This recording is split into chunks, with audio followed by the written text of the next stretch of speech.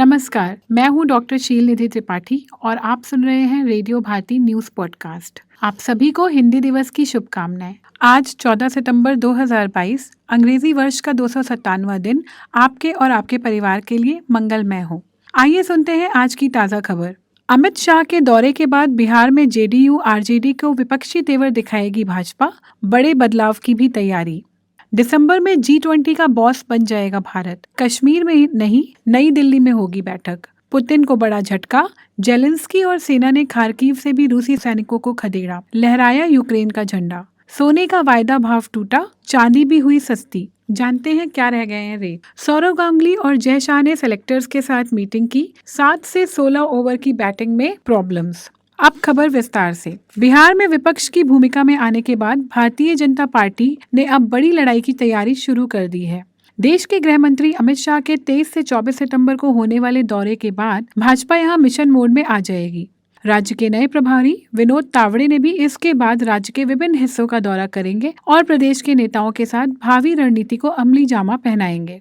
इस बीच बिहार बीजेपी के संगठन में भी बड़े बदलाव की संभावना है। अगले साल भारत में होने वाले G20 शिखर सम्मेलन के आयोजन स्थल को लेकर लगाई जा रही अटकलों पर विराम लग गया है। भारत ने ऐलान किया इसका आयोजन 9 से 10 सितंबर 2023 को नई दिल्ली में होगा।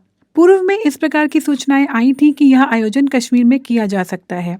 भारत विदेश मंत्रालय ने मंगलवार को जारी बयान में कहा, भारत G20 समूह की अपनी अध्यक्षता में अगले साल वार्षिक शिखर सम्मेलन समेत करीब 200 से अधिक बैठकों की मेजबानी करेगा।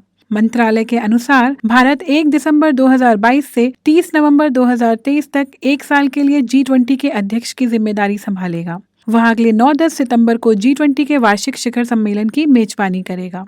यूक्रेन ने दावा किया है कि उसने खार्किव क्षेत्र पर पूरी तरह से अपना कब्जा कर लिया है। रूसी राष्ट्रपति व्लादिमीर पुतिन द्वारा सैन्य आक्रमण की घोषणा के पहले दिन रूस ने इसे अपने कब्जे में कर लिया था।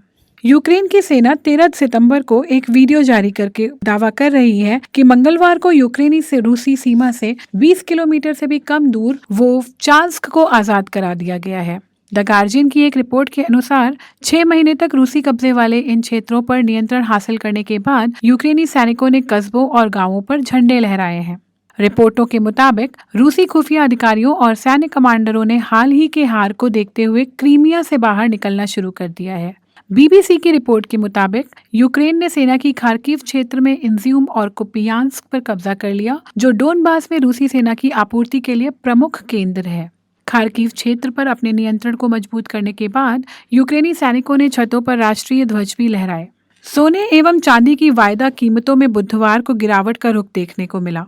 मल्टी कमोडिटी एक्सचेंज पर सुबह 10:43 बजे सोने के रेट में 33 रुपए यानी 0.07% की गिरावट के साथ 50,105 रुपए प्रति 10 ग्राम के स्तर पर कारोबार हो रहा था। इससे पिछले सत्र में अक्टूबर अनुबंध वाले सोने का भाव 50,138 रुपए प्रति 10 ग्राम पर रहा था। इसी तरह दिसंबर कॉन्ट्रैक्ट वाले सोने में 61 रुपए यानी 0.12% की गिरावट के साथ 50,360 रुपए प्रति 10 ग्राम के स्तर पर ट्रेडिंग हो रही थी। इससे पिछले सत्र में यानी मंगलवार को दिसंबर में डिलीवरी वाले सोने का रेट 50,421 रुपए प्रति 10 ग्राम पर रहा था। बीसीसी अध्यक्ष सौरव गांगुली और सचिव जय शाह एशिया कप में टीम इंडिया की मध्य ओवरों में बल्लेबाजी को लेकर खुश नहीं हैं। उन्होंने T20 वर्ल्ड कप के लिए टीम के ऐलान से पहले सेलेक्टर्स से बात की थी। ऑस्ट्रेलिया में 16 अक्टूबर से शुरू होने वाली T20 वर्ल्ड कप के लिए सोमवार को भारतीय टीम की घोषणा की गई थी। 15 सदस्यों के अलावा 4 स्टैंड बाई खिलाड़ियों के नामों का भी ऐलान किया गया था।